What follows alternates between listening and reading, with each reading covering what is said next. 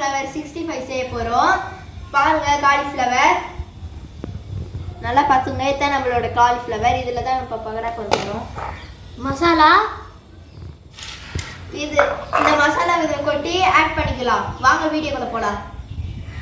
இப்போ நம்ம மசாலாவை ஆட் பண்ணிக்கலாம். கத்தி நல்லா தூவி விட்றா.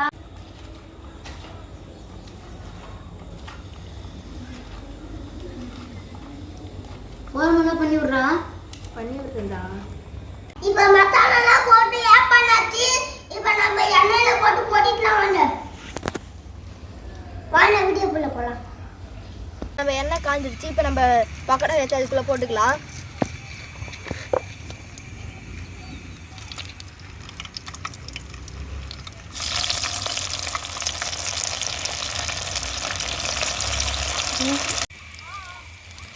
நல்லாவே மாட்டிக்கிட்டாங்க.